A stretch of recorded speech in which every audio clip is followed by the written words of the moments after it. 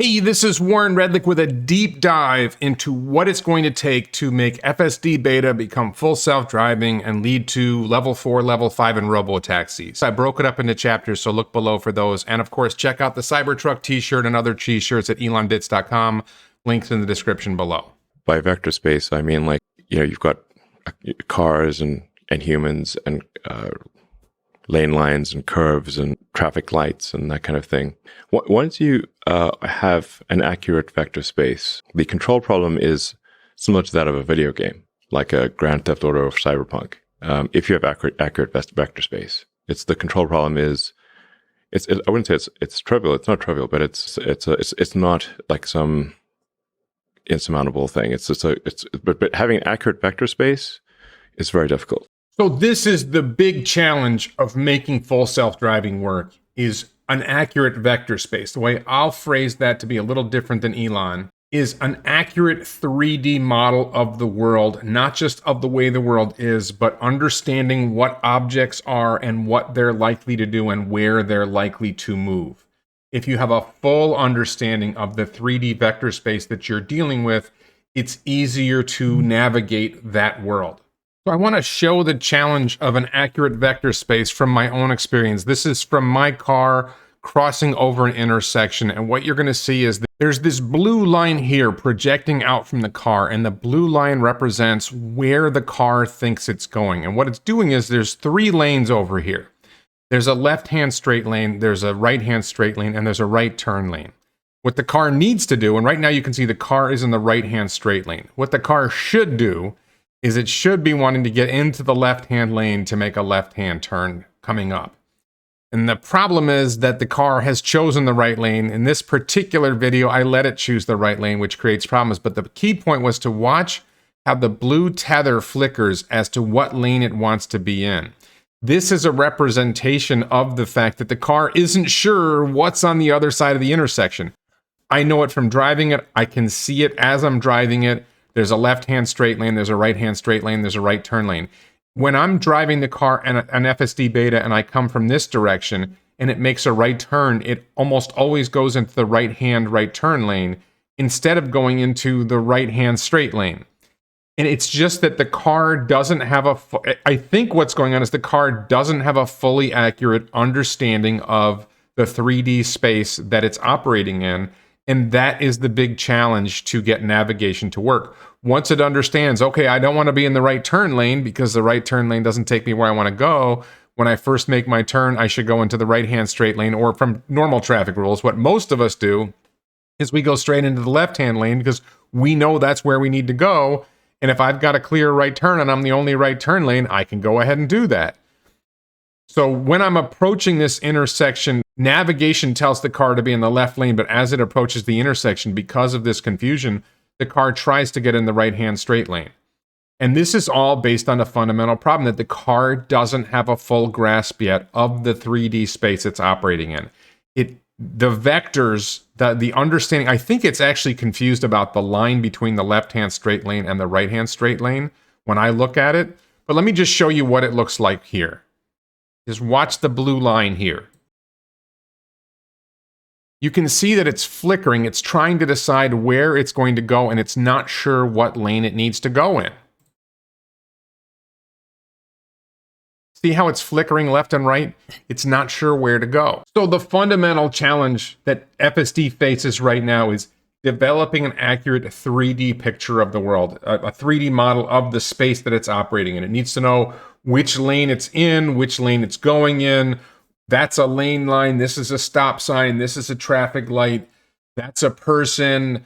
And then it also makes predictions about where people are going to move, where cars are going to move. And if it has really good identification of objects, understanding of what those objects are, and is able to make good predictions of where they might move if they're going to move, it's so much easier to navigate that space. And as long as it has that uncertainty about where it's going, what space it's heading towards, it's hard for it to navigate that. If it thinks it's supposed to be in the right lane when it's supposed to be in the left lane, then it's going to navigate to the wrong lane.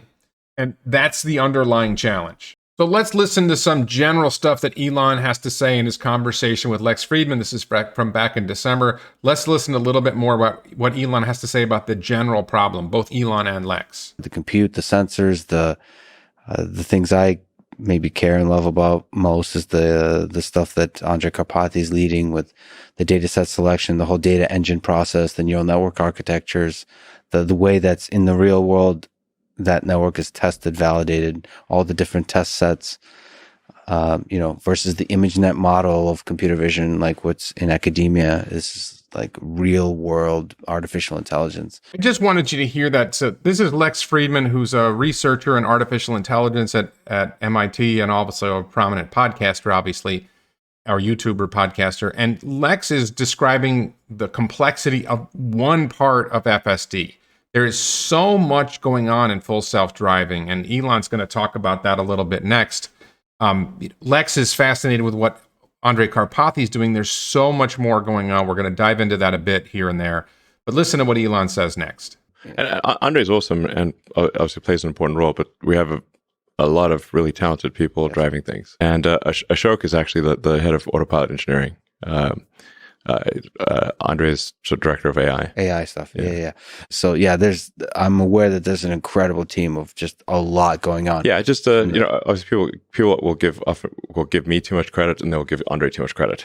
So, and people should realize how much is going on under the hood. It's just a lot of really talented people. The Tesla Autopilot AI team is extremely talented. It's a tremendously complex problem. There's a lot of people working on Tesla's Autopilot team, Tesla's AI team, handling a lot of different issues. And we're going to hear a lot more about the complexity of this in the course of this video. It's really important to understand a huge number of extremely talented people are working really hard on this extremely difficult problem. And you're going to see through this video that they are making progress and they are getting where they need to be, that we're going to have full self-driving soon. It's this fundamental problem. Really, the underlying biggest problem is developing a vector space. Can they take incoming photons and convert it to a vector space so the car knows what it needs to navigate? What are some insights you've gained over those 5-6 years of Autopilot about the problem of autonomous driving? So you leaped in having some sort of first principles kinds of intuitions, but nobody knows how difficult the problem. Yeah, I thought the self-driving problem would be hard, but it was harder than I thought. It's not like I thought it would be easy. I thought it would be very hard, but it was actually way harder than even that. So this is one of those things that Elon gets criticized for saying we're going to deliver self-driving next year, back in 2015 or whatever. And Elon is constantly optimistic that we're going to be able to solve this problem. And the reality of self-driving is it just ends up being a much harder problem than we thought. I don't blame Elon for getting that wrong. He was optimistic they would be able to solve the problems, and they just keep finding more problems. And life is what it is. He now has a much better understanding of how difficult the problem is. And this is why I believe Elon when he says we're going to deliver better than human this year. And you'll hear that in this call, why he thinks that this year, 2022. The video is actually from 2021. He has a better understanding of this problem than anyone outside of Tesla now, because of the amount of time that he's put into it, the amount of time the team has put into it. I think they really finally have a grip on what needs to be done to get there.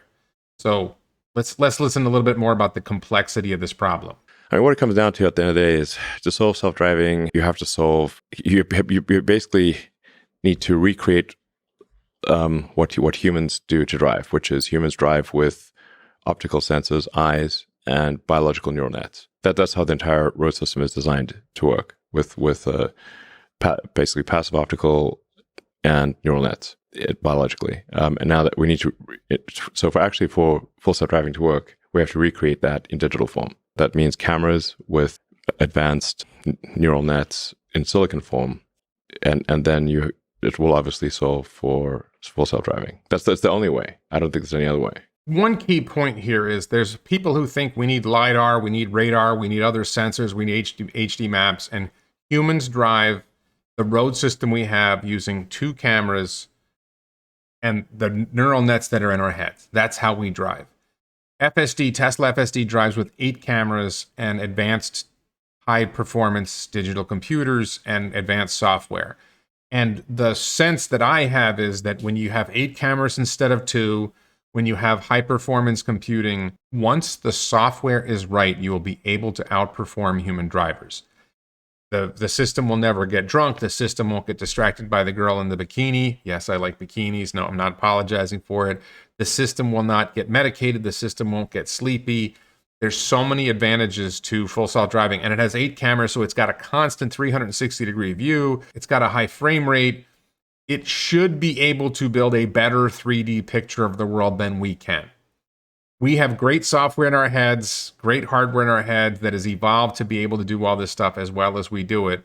But the harsh reality is that computers will ultimately be better. It's just a question of when, and I think the answer to that question is next year. At end of this year, early next year. But the question is, what aspects of human nature do you have to encode into the machine, right? So you have to solve the perception problem, like detect, and then you first, realize what is the perception problem for driving, like all the kinds of things you have to be able to see. Like what do we even look at when we drive? There's, I just recently heard Andre talked about at MIT about like car doors. I think it was the world's greatest talk of all time about car doors. Yeah. The fine details of car doors. Like what is even an open car door, man? So like the ontology of that's the perception problem. We humans solve that perception problem, and Tesla has to solve that problem. Lex is pointing out just another example of the complexity of the problem here is you're driving down the road and there's a car door and it's partially open or it's fully open or it's open on the right side or it's open on the left side and there's a person standing near it. And we process that with our software to figure out, okay, we see it, the photons hit our eyes, we recognize the situation, we make a judgment about what to do. The car has to do the same thing. The car, in a sense, has to know that's an open car door. That means somebody might be coming in or out of that car. And the car has to make judgments based on that. And that's just a matter of having a lot of data. That's how neural nets work, is you give them a lot of data and they figure it out. You're going to go a little bit more into this game theory question next. There's the control and the planning coupled with the perception. You have to figure out like what's involved in driving, like especially in all the different edge cases. And then, maybe you can comment on this, how much game theoretic kind of stuff needs to be involved, at a 4-way stop sign. As humans, when we drive, our actions affect the world. Like, sure, it changes how others behave. Most autonomous driving, you're usually just responding to the scene, as opposed to like really asserting yourself in the scene. Do you think? I think these sort of control logic conundrums are not the hard part. The control problem is not the hard part. What you're going to hear next is the hard part is building the vector space, building the 3D model of the world, which is related to that car door issue that Lex was talking about earlier. Building a 3D space, building a 3D model of the space and representing everything and predicting where it's going to move. Once you have all that done well, it becomes easy to navigate through that space.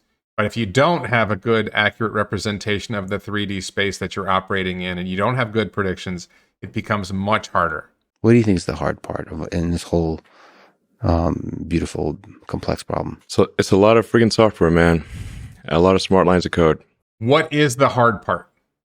So it's a lot of software, it's a lot of lines of code, but let's get into it. I played this clip at the beginning, but this is the hard part. So it's a lot of freaking software, man. A lot of smart lines of code. For sure, in order to create an accurate vector space, like you're coming from image space, which is like this flow of photons going to the camera. So you have this massive bit stream in image space, and then you have to effectively compress a massive bit stream corresponding to photons that knocked off an electron in a camera sensor, and turn that bit stream into vector space. By vector space, I mean you've got cars and humans and lane lines and curves and traffic lights and that kind of thing. Once you have an accurate vector space, the control problem is similar to that of a video game, like a Grand Theft Auto or Cyberpunk. If you have accurate vector space, it's the control problem is I wouldn't say it's trivial. It's not trivial, but it's not like some insurmountable thing.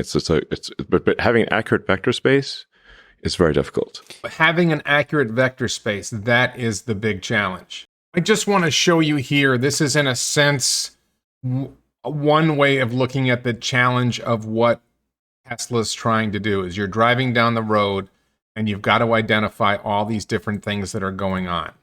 You've got to identify lane lines. You've got lane lines here. You've got to identify objects, vehicles. You've got to identify traffic lights. You've got to identify, what the vehicle, what the object is. So it's a car. How far away is it? How fast is it moving? Where is it likely to go? Is this vehicle likely to swerve in front of you? Is this vehicle likely to stop? Is it going to keep going?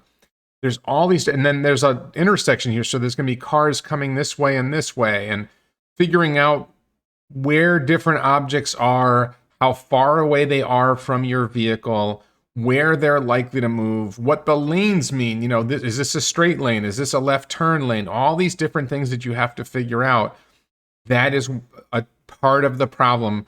And by vector, each object can be thought of as a vector, and each vector has properties. So the properties might be it's a car, might be it's a truck with a trailer, might be the physical location of the vehicle in the vector space, the velocity of the vehicle in the vector space, and then predictions about what it's likely to do. These are all components of a vector in some sense. Next, Lex and Elon get into what the brain does to process the video data coming in through our eyes, and that relates to what the car's FSD computer is going to have to do to manage the video data coming in through its cameras. Listen to this.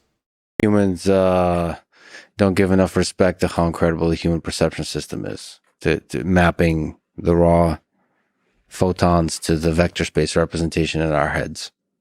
Your brain is doing an incredible amount of processing and giving you an image that is a very cleaned up image. Like when we look around here, we see, like you see color in the corners of your eyes, but actually your eyes have very few cones, like cone receptors in the peripheral vision. Your eyes are painting color in the peripheral vision. You don't realize it, but their eyes are actually painting color, and your eyes also have like this blood vessels and all sorts of gnarly things, and there's a blind spot, but do you see your blind spot? No, your brain is painting in the blind spot.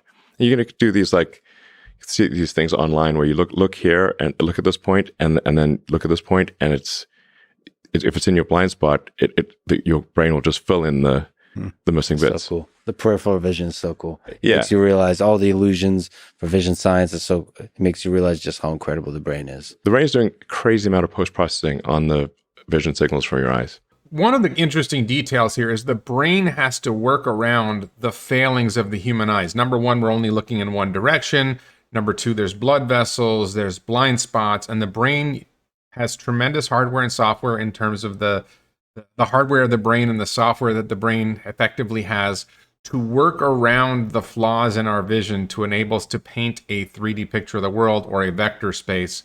Not sure exactly how we think about that space, but we inherently envision some sort of way of, we identify objects and we predict what they're going to do when we navigate the space, right?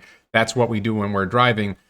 And it's amazing what the brain is able to do. They're going to talk more about the brain next. Even once you get all those vision signals, your brain is constantly trying to forget as much as possible. So human memory is perhaps the weakest thing about the brain is memory. So because memory is so expensive to a brain and so limited, your brain is trying to forget as much as possible and distill the things that you see into the smallest amounts of information possible. So your brain is trying to not just get to a vector space, but get to a vector space that is the smallest possible vector space of only relevant objects. You can sort of look inside your brain, or at least I can, like when you drive down the road and try to think about what your brain is actually doing. Yeah. Consciously, you'll see a car because you don't have cameras. You don't have eyes in the back of your head or the side. So you say like that. You basically your head is like you basically have like two cameras on a slow gimbal. Two cameras on a slow gimbal, meaning we have two cameras here, and the gimbaling is turning your head to one side or the other. We don't turn our heads that fast compared to what a robot might be able to do. We can't see to the side instantly like FSD can because FSD has 8 cameras around. So we're limited to these 2 cameras on a slow gimbal, and yet the brain is able to do a lot with that. And eyesight's not that great. And people are constantly distracted and thinking about things and texting and doing all sorts of things they shouldn't do in a car, changing the radio station, having arguments. Like, when's the last time you looked right and left, and and rearward, or even diagonally, forward, to actually refresh your vector space? So you're glancing around, and what your mind is doing is trying to distill the relevant vectors, basically objects with a position and motion, and then editing that down to the least amount that's necessary for you to drive. So it's an important detail here is, number one, your brain has to put all that together and basically create a vector space of objects that you see or that you know are there because you've seen them before, and predicting whether they're likely to come into your path or how you need to avoid them or how you need to navigate around them. And at the same time, there's this challenge of memory, which is a huge challenge for digital computers. It's a challenge for our brains as well, that we have to manage that and compress the information to a small amount of data that our brain is able to process at high speed so that we can navigate our vehicle through this complex 3D space that we're driving in. Same challenge for FSD. I just have to interrupt here. So I've been editing this video and I thought about this part and I drove my car, and I don't feel like when I drive my car, I'm constructing a vector space. I'm mainly playing what Andrej Karpathy calls the line following game. I'm making sure my car is staying in my lane. That's really more of a subconscious thing than a conscious thing. I'm driving the car, I'm keeping my eyes open, and I don't really track where all the vehicles are, where all the objects are. I'm basically just keeping my eyes open, and I'm watching for threats. The defensive driving is you're driving down the road and you're looking for things that might be problems. You're looking for that car that might cut in front of you. You're looking for that kid on the side of the road who might jump out in front of you. So you notice certain objects, and they draw a lot of your attention. And the vast majority of objects that you might see, you probably don't even notice at all. I'm not constructing a vector space and thinking about everything around me. I don't think I'm doing that. I can't say for sure. Maybe Elon his mind works differently when he's driving than mine does. I would just ask you to think about, how does your mind work? I don't think it's necessarily the case that we're all driving down the road constructing vector spaces and our memory is working in a certain way. There are probably moments where we see kids walking past the school bus or behind a truck, and we're aware that they're there because they're objects that we're paying attention to. But what FSD is doing is it's paying attention to every object because it can. It is capable of seeing everything. Our compute is probably more efficient because we are much better able to ignore anything that doesn't really matter. That's just my take on it. I don't think that the computer in the car is capable of knowing what to ignore, and it doesn't need to. It's able to pay attention to everything, and there's some very, very small probability risks from things we probably wouldn't notice that the car will notice, and it's one of the things that will make the car safer. Sorry for the interruption. Best part is no part is another t-shirt on elonbits.com. Check out elonbits.com. Now back to our story. It does seem to be able to edit it down or compress it even further into things like concepts. So it's like it goes beyond, the human mind seems to go sometimes beyond vector space to sort of space of concepts, to where you'll see a thing, it's no longer represented spatially somehow. It's almost like a concept that you should be aware of. Like if this is a school zone, you'll remember that as a concept, which is a weird thing to represent. But perhaps for driving, you don't need to fully represent those things, or maybe you get those kind of indirectly. You need to like establish vector space and then actually have predictions for those vector spaces. Just imagine there's like a large truck or something blocking sight, but before you came up to the truck, you saw that there were some kids about to cross the road in front of the truck. Now you can no longer see the kids, but you need to be able. But you would now know, okay, those kids are probably going to pass by the truck and cross the road, even though you cannot see them. You need to remember that there were kids there, and you need to have some forward prediction of what their position will be. It's a really hard problem. The time of relevance. So with occlusions and computer vision, when you can't see an object anymore, even when it just walks behind a tree and reappears, that's a really, really, I mean, at least in academic literature, it's tracking through occlusions. It's very difficult. Yeah, we're doing it. I understand this. Yeah. This is a very hard problem. They talked about this at AI Day, that they're able to see where people are moving, where objects are moving, and they're able to predict where they're going to continue to move after they're occluded. And they're going to talk more about this concept of object permanence as they go deeper into this. Object permanence, like the same thing happens with the humans with neural nets. Like when like a toddler grows up, like there's a point in time where they have a sense of object permanence. So before a certain age, if you have a ball or a toy or whatever, and you put it behind your back and you pop it out, if they don't, before they have object permanence, it's like a new thing every time. It's like, whoa, this toy went poof, disappeared, and now it's back again, and they can't believe it. And that they can play peekaboo all day long because the peekaboo is fresh every time.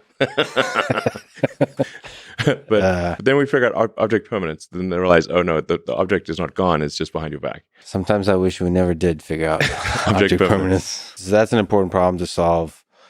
Yes. So like an important evolution of the neural nets in the car is memory across both time and space. Now you can't remember, like you have to say, like how long do you want to remember things for, and there's a cost to remembering things for a long time. So you like run out of memory if you try to remember too much for too long, and then you also have things that are stale if you remember them for too long, and then you also need things that are remembered over time. So even if you like say have like, for argument's sake, 5 seconds of memory on a time basis, but like let's say you're parked at a light and you saw, use a pedestrian example, that people were waiting to cross the road, and you can't quite see them because of an occlusion, but they might wait for a minute before the light changes for them to cross the road. You still need to remember that that's where they were, and that they're probably going to cross the road, type of thing. So even if that exceeds your time-based memory, it should not exceed your space memory. So there's this interesting challenge of remembering both time, how much happened in the last 5, 10 seconds, or however long you have to remember back in time, and distance, how much happened in the last 50 yards, 100 yards, 150 yards. How much does the car need to remember? And for specific objects, does it need to remember longer? Does it need to remember farther away?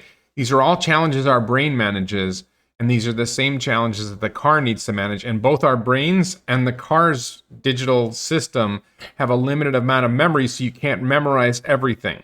You can't memorize everything forever, so you have to make choices, and this is one of the challenges they have in designing the software for FSD. And they're making great progress on it. They're doing really well. Again, this is something they talked about at AI Day, remembering over a period of time and remembering over distance. These are challenges that they're managing, and they're doing well at it. Next is a couple of really interesting bits about computational complexity, the amount of compute you have available, and then the next thing after that, it relates to latency and jitter. This is really interesting stuff. It's deep, it's complex, it's technical, it's nerdy, but this is important stuff for understanding where FSD is going.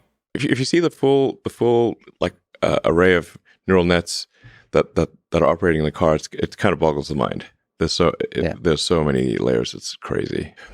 And we started off with simple neural nets that were basically image recognition on a single frame from a single camera, and then trying to knit those together with C. I should say we're really primarily running C here because C++ is too much overhead, and we have our own C compiler. So to get maximum performance, we actually wrote our own C compiler and are continuing to optimize our C compiler for maximum efficiency. In fact, we've just recently done a new rev on a C compiler that will compile directly to our Autopilot hardware. So you want to compile the whole thing down and with your own compiler. Yeah. Like, so efficiency here, because there's all kinds of compute. There's CPU, GPU, there's like ASIC types of things. And you have to somehow figure out the scheduling across all of those things. And so you're compiling the code down that does all, okay. So that's why there's a lot of people involved. This is just another step in understanding the complexity of what's going on in Tesla's FSD project. There's parts of the code that are in what's called C, which is computer programming language. Elon's referenced C++, which is a more recent computer programming language, but it has extra baggage, so that means it uses more compute, and they're trying to make their chips run as efficiently as possible. So they use C, and compiling means you write some code, and instead of the computer running the code, you compile the code down, and compiling makes the code run faster. And having your own compiler allows you to compile the code in a way that it runs even faster. And the faster your code runs, the more efficient it is in terms of memory and the use of the CPU time and the GPU time and everything else, the more capable your computer is going to be of handling the problems that you need to handle. There's a lot of hardcore software engineering at a very sort of bare metal level, because we're trying to do a lot of compute that's constrained to our full self-driving computer. So, and we want to try to have the highest frames per second. Frames per second, if you're looking at movies, they might be in 24 frames per second. TV might be 30 frames per second roughly, or 29.97 frames per second, something like that. That's the number of images per second that you're processing. And the goal is to have a higher frames per second. That means you're able to see the world in shorter bits, so that when you're making decisions, the data you're based on is more recent. In other words, if you're only processing 1 frame per second, you might be making a decision on something that happened 0.99 seconds ago. But if you're processing 60 frames a second, then the last bit of data you have is only 1/60th of a second ago, which means you're making decisions on more current data. That's really important. And there's a lot more to why frame rates are important, because you get more information, you're able to work off of more. In a sort of very, very finite amount of compute and power.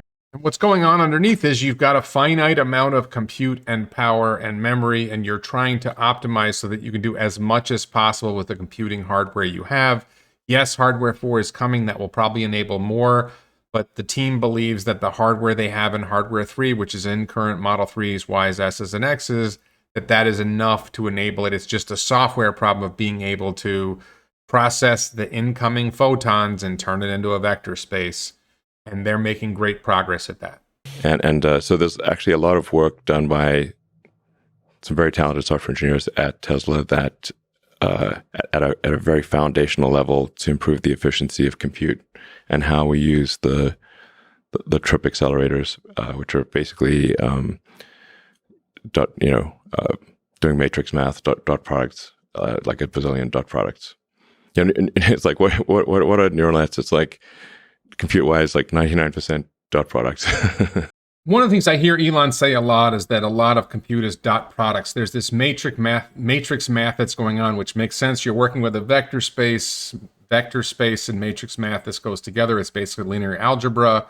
This is one of the keys, is that if you can do matrix math really efficiently and you're working with vector space, then you can do a lot better job of using your computer more efficiently. We really put a lot of effort into the efficiency of our compute. And you want to achieve as many high frame rates, like a video game. You want full resolution, high frame rate, low latency, low jitter. One of the things we're moving towards now is no post-processing of the image through the image signal processor. What happens for cameras is that, almost all cameras, is there's a lot of post-processing done in order to make pictures look pretty.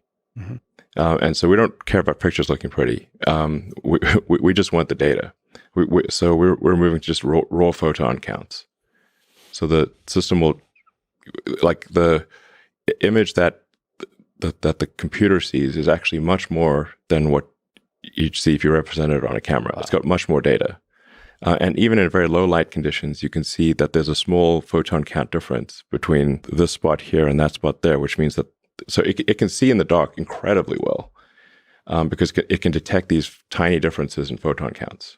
Here, Elon's going to talk about latency and jitter. Latency is the gap between when the data comes in and when the car decides what to do. There's this window of time, and the shorter you can make that, the more relevant the data is to the decision the cars are making.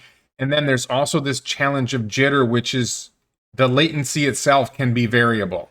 And if you can get latency and jitter down, the car makes better decisions quicker. Listen to Elon explain this in some depth. And then we also save 13 milliseconds on latency. From removing the post-processing on the image? Yes. Yeah. Because we've got 8 cameras, and then there's roughly, I don't know, 1.5 milliseconds or so, maybe 1.6 milliseconds of latency for each camera, and going to just basically bypassing the image processor gets us back 13 milliseconds of latency, which is important. And we track latency all the way from, photon hits the camera to, all the steps that it's got to go through to get, go through the various neural nets and the C code, and there's a little bit of C++ there as well.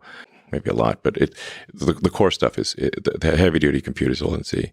And so we track that latency all the way to an output command to the drive unit to accelerate, the brakes to slow down, the steering, turn left or right. So, because you got to output a command that's going to go to a controller, and like some of these controllers have an update frequency that's maybe 10 hertz or something like that, which is slow. That's like now you lose 100 milliseconds. 10 hertz is 10 times a second. 100 milliseconds, there's 10 groups of 100 milliseconds in a second. Elon's going to explain a little bit more next. So then we want to update the drivers on the, like say, steering and braking control to have more like 100 hertz instead of 10 hertz. And you get a 10 milliseconds latency instead of 100 milliseconds worst case latency. And actually jitter is more of a challenge than latency, because latency is like you can anticipate and predict, but if you've got a stack up of things going from the camera to the computer through then a series of other computers and finally to an actuator on the car, if you have a stack up of tolerances, of timing tolerances, then you can have quite a variable latency, which is called jitter. So there's two big topics that he's talking about here. One is latency, which is the delay between the time the light comes in the camera to the time that the vehicle makes a decision. And ideally, you'd have a fixed latency. You'd know how long it is from the time you got the information to the time you make the decision. But this jitter problem actually means you don't even know how much the gap is, because it might be 100 milliseconds, 1/10 of a second, or it might be 250 milliseconds or 1/4 of a second. And that extra time and that uncertainty about when things are going to happen makes it much harder to navigate that 3D model of the world when the model of the world is changing over time. And if you know exactly 100 milliseconds, then you can adjust for that. But if you're not sure whether it's 100 milliseconds or 250 milliseconds, it makes your 3D model of the world a little less perfect, your vector space a little less accurate, and it's harder to make good decisions about how to drive. And that makes it hard to anticipate exactly how you should turn the car or accelerate, because if you got maybe 150, 200 milliseconds of jitter, then you could be off by up to 0.2 seconds, and this could make a big difference. So you have to interpolate somehow to deal with the effects of jitter, so that you can make like robust control decisions. You have to. So the jitter is in the sensor information, or the jitter can occur at any stage in the pipeline. You can, if you have fixed latency, you can anticipate, and like say, okay, we know that our information is, for argument's sake, 150 milliseconds stale. Okay. Like so, for 150, for argument's sake, 150 milliseconds from photons taken camera to where you can measure a change in the acceleration of the vehicle. Then you can say, okay, well, we're gonna, we know it's 150 milliseconds, so we're gonna take that into account and compensate for that latency. However, if you've got then 150 milliseconds of latency plus 100 milliseconds of jitter, which could be anywhere from 0 to 100 milliseconds on top. So then your latency could be from 150 to 250 milliseconds. Now you've got 100 milliseconds that you don't know what to do with. And that's basically random. Getting rid of jitter is extremely important. So if you can bring latency down and you can bring jitter down, then the car will fundamentally make better decisions. I believe humans have about a 1/3 of a second latency, or 333 milliseconds. I think it depends on the human. Some humans react quicker, but something like 1/3 of a second. So if the car is down to 100 milliseconds or 150 milliseconds, it's got quicker reaction time than humans. But obviously the goal is to give it quicker and quicker reaction time, so you want to reduce latency, and more certainty on your reaction time, so you want to reduce jitter. I'm going to take a break in Elon and Lex talking, and I'm just going to try to relate what this all means. And I'm going to use the movie The Matrix to explain it. When he talks about the car using raw photon counts, check out how Cypher talks about how he sees the Matrix, the 3D space that the Matrix represents. Yeah. Do you always look at it and code it? Well, you have to. The image translators work for the construct program. But there's way too much information to decode the matrix. I'm not sure how clear that was, but the point is that there's more information in the code than we can see with our eyes in the matrix. And the same thing is true with the cars, that there's more information in the photons that hit the cameras than we're able to process when we look at a video image. And I just wanted to show you something else related to that. So down below me here, these are the 3 cameras at the front of the car. The center, there's 3 cameras looking forward from the center right above the rear view mirror inside the car. That there's all this photons coming in. There's 5 other cameras looking forward, sideways, back, and there's all these photons coming in. And then you look at how the computer can process that data. So over here you have the lens, and the photons come through the lens and they hit the sensor. This is the camera chip. And it goes in here from the sensor and you get raw data, which is basically raw photon counts. It may be a little more complicated than that, but it's generating photon counts. And now you go through this processor to convert that information to an image over here. And the thing is, the computer doesn't need to see the image. The computer can rely on the data, just like Cypher relies on the data. Rather than having to see the space of the matrix, Cypher can read the code and he can see the matrix. And what happens to Neo at the end of the movie? He is the one.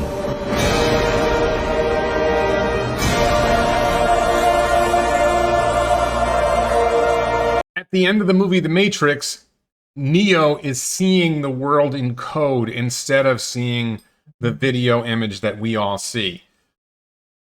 I'm not sure it's a fair representation, but the idea is the car is seeing photon counts instead of seeing processed images. That's the message of what Cypher was talking about in The Matrix and what happens at the end of the movie, that if you get the actual code of the Matrix, you're able to do more with that information than you are able to do with the processed video image that's processed for the human mind to see. Since the computer is more sophisticated than the human mind, it's able to do more with that data than we would be able to do. So Elon's going to explain here how this leads to ultimately Autopilot FSD will become better than human. The cars will maneuver with superhuman ability and reaction time much faster than a human. I mean, I think over time, the autopilot full self-driving will be capable of maneuvers that, you know, are far more than what like James Bond could do in like the best movie type of thing. That's exactly what I was imagining in my mind as you said it. Like impossible maneuvers that a human couldn't do. So if you think about that, Neo at the end of the movie is able to do superhuman things that other human type characters aren't able to do, more than even the agents, the Matrix's agents are able to do. He becomes super powerful. And the idea, again, I think it's a little bit of a stretch, but I think the idea here is by using the raw photon counts, by using computers that don't get tired, don't get sleepy, and are able to have incredibly fast reaction times, you're able to actually drive a car better than a human would be able to drive it. I don't know about the James Bond sequence stuff. I think that may be pushing it, but just being phenomenally good at driving a car by comparison. I wonder if we're going to see FSD drive the Nürburgring or some racetrack and see whether it'll be able to outperform a human driver at some point. That would be something I would be impressed to see, and I think it will ultimately do it. Well, let me ask, sort of looking back at the 6 years, looking out into the future, based on your current understanding, how hard do you think this full self-driving problem, when do you think Tesla will solve level 4 FSD? I mean, it's looking quite likely that it will be next year. Just a couple of things to be clear about. First of all, I personally don't like the term level 4 and level 5. And you'll notice Elon didn't use that term. But Elon's talking about better than human, and it'll be next year. And when he says next year, this interview happened in 2021, I think November or December of 2021. So he's talking about by the end of 2022, which is the year we're in now. He just tweeted the other day that FSD beta version 11 is lit or hot or fire or whatever. So we're going to see more about that soon, I think. And what does the solution look like? Is it the current pool of FSD beta candidates, they start getting greater and greater as they have been degrees of autonomy, and then there's a certain level beyond which they can do their own, they can read a book? They can read a book, meaning the driver no longer has to watch and can read a book while the car is driving itself. That's what Lex meant there. I mean, you can see that anybody who's been following the full self-driving beta closely will see that the rate of disengagements has been dropping rapidly.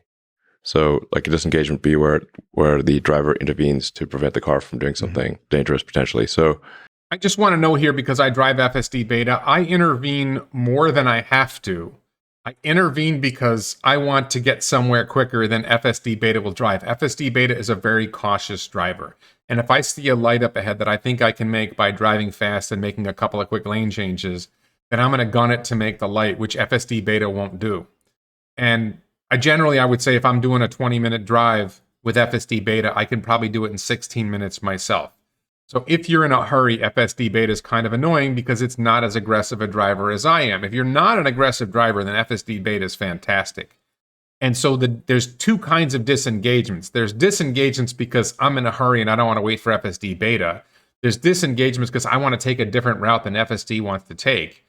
And there's disengagements to avoid a crash, right? That's the really important disengagement, is when FSD beta is going to do something bad that's either going to create a dangerous situation or actually cause a crash.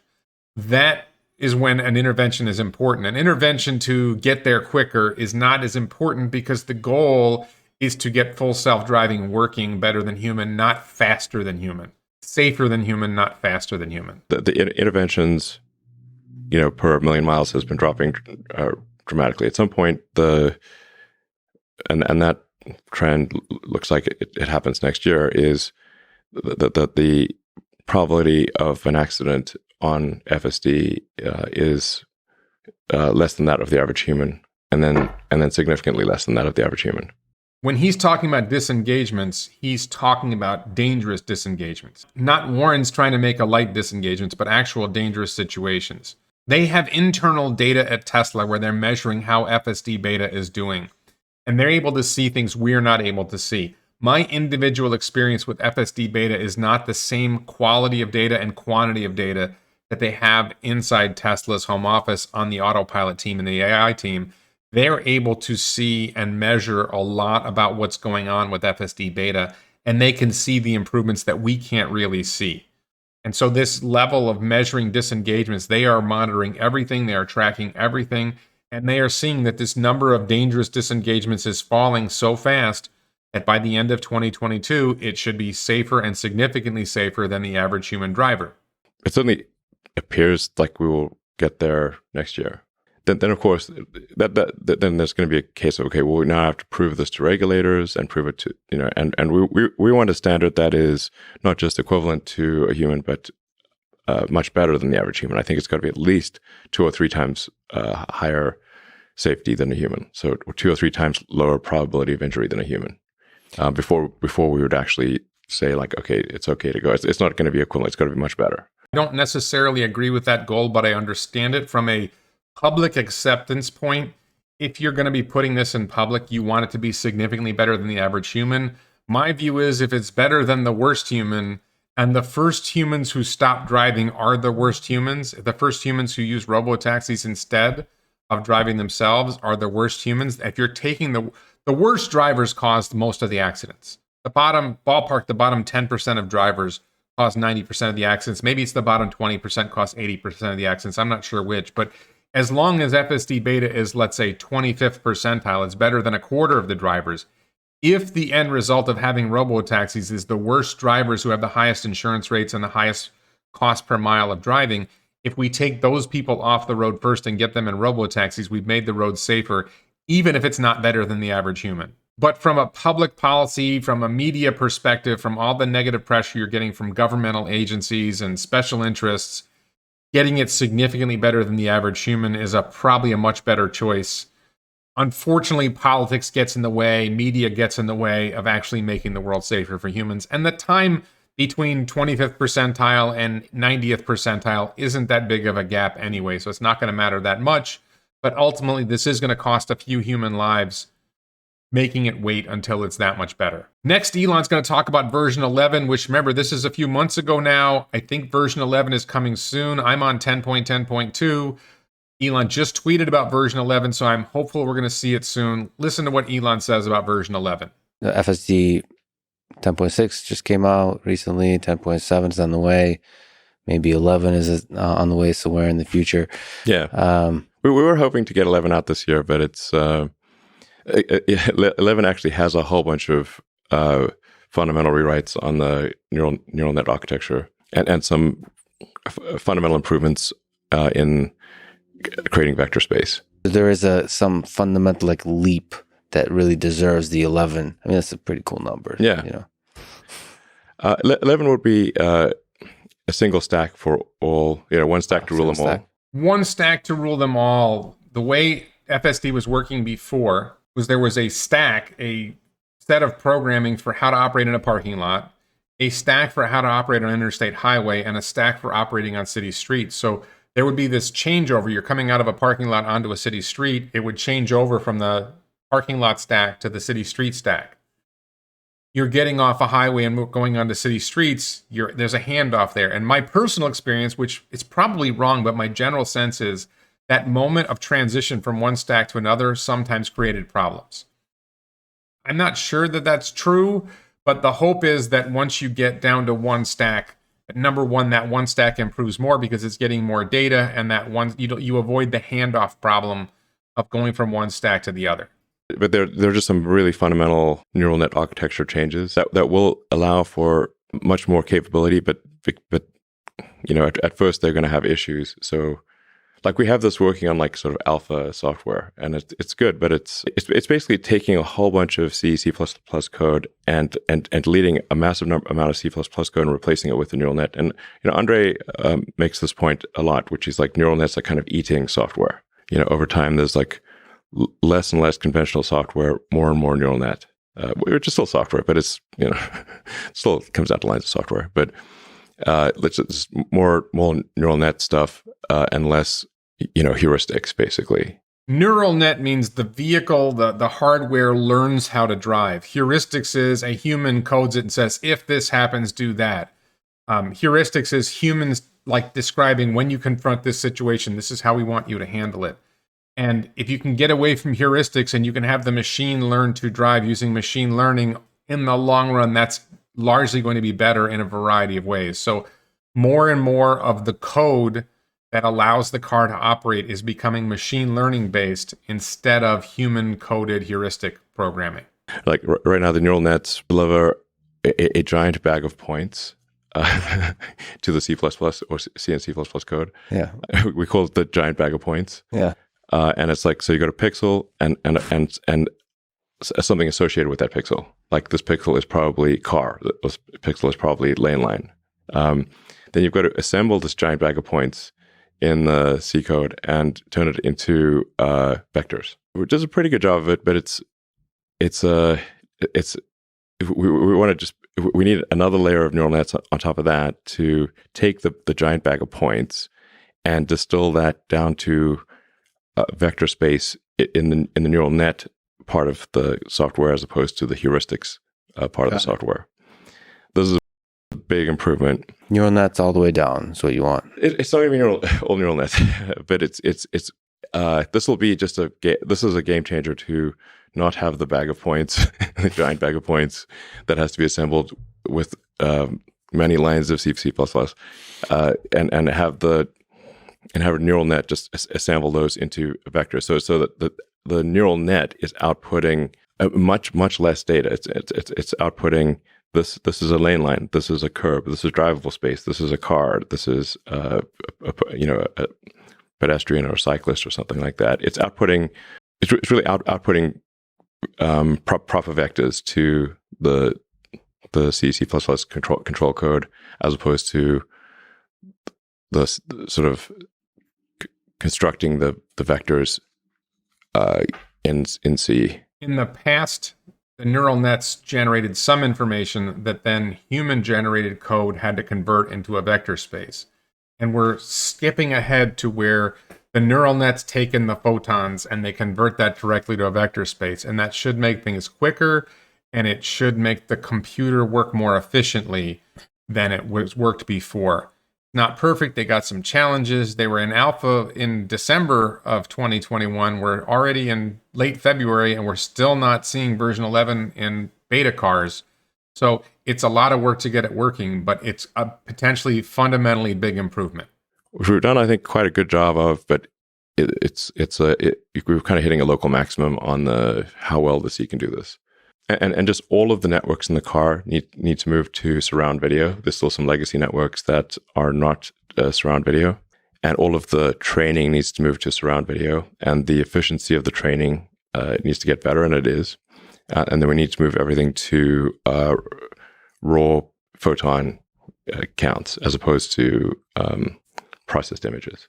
Okay. So which is quite a big reset on the training, because the system's trained on post-processed images. So we need to redo all the training to train against the raw photon counts instead of the post-processed image. So ultimately, it's kind of reducing the complexity of the whole thing. So reducing lines of code will actually go lower. Yeah, that's fascinating. So you're doing fusion of all the sensors, so reducing the complexity of having to deal with each Fusion sensor. of the cameras is not like cameras, really. One interesting detail here is it's not just about cameras. Lex asked him this great question about audio, that will the cars need to use audio? So listen to this. You're doing fusion of all the sensors, so reducing the complexity of having to deal with each Fusion sensor. of the cameras is not like cameras, really. Right, yes. Yeah. Well, I guess we got ears too. Okay. Yeah, we'll actually need to incorporate sound as well, because you need to listen for ambulance sirens or fire trucks yelling at you or something. I don't know. Just there's a little bit of audio that needs to be incorporated as well. So that's an interesting detail, and it seems like that could be a big challenge. Does it need to interpret words and figure out what they mean and follow directions from people? That's something that probably will have to be developed along the way. I'm not sure how critical it is in the early days. And I think, one theory about robo-taxis is that you can have remote operators who are available in rare cases where the vehicle needs help, that a remote operator could interpret what's needed. I don't think he's talked about that, but I think that's something that might be necessary at some point. So the last bit here, check this out, the really last chunk of what's in what Elon talked about with Lex about FSD. The idea of going to the moon is the easy part. But going to the moon is the hard part. It's the hard part. And there's a lot of hardcore engineering that's got to get done at the hardware and software level. Like I said, optimizing the C compiler and cutting out latency everywhere. If we don't do this, the system will not work properly. The work of the engineers doing this, they are like the unsung heroes, but they are critical to the success of the situation. Yeah, just the whole infrastructure, the software. I mean, everything is going on with data engine, whatever it's called. The whole process is just a work of art to me. The sheer scale of it is boggles the mind. Like the training, the amount of work done with we've written all this custom software for training and labeling, and to do auto labeling. Auto labeling is essential, because especially when you've got surround video, it's very difficult to label surround video from scratch. Is extremely difficult. It take a human's such a long time to even label one video clip, several hours. Or the auto labeler, basically we just apply heavy duty, a lot of compute to the video clips to pre-assign and guess what all the things are that are going on in the surround video. And then there's correcting it. Yeah, and then all the human has to do is tweet, say this, adjust what is incorrect. Yeah. This is increases productivity by effect 100 or more. That's one more piece of the puzzle. Is auto labeling is a big part of what enables the Tesla Autopilot team and AI team to be much more efficient in learning and training the system. The system is able to look at a scene and identify what objects are, and then rather than the individual human having to identify every object in the scene, the human only has to identify what's incorrect and correct it. And that saves a ridiculous amount of work, and it makes it much easier for them to get where they need to go. So the thing is that if the car is reacting to information that came in and it has to wait an extra 13 milliseconds to react, that makes the car's reaction 13 milliseconds later than it should be. So if you can save 13 milliseconds by skipping the image processing step, and the car can process the raw photon counts instead and use that to drive the car, then you've just made the reaction that much closer to when it needs to be. And at the same time, there's more information in the raw photon counts than there is in the processed imagery. So there's a bunch of advantages to what they're doing, and this is coming in version 11. It's amazing to me, by the way, that the CEO of a company, there's no way that Mary Barra of GM or the CEO of Ford Motor Company or the CEO of Volkswagen is this deep into the self-driving program in their company, that they understand what C compiler they're using and what their latency and jitter issues are. And any of these companies, it's so striking how deep Elon goes on whether it's rockets and what kind of motor engine they're using, and whether the chamber is melting at a certain temperature. The level of his depth is just striking and really impressive. So I just wanted to show you something else to give you a sense of this idea of modeling the world in 3D. You can see here that we've got a car driving through space, and the car is identifying objects as it drives through.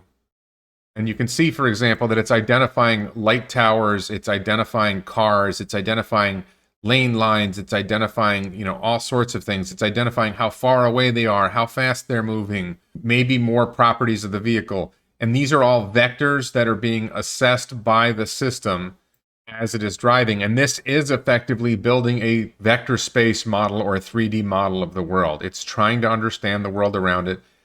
As the better it understands the world around it, the better it's able to navigate the world around it.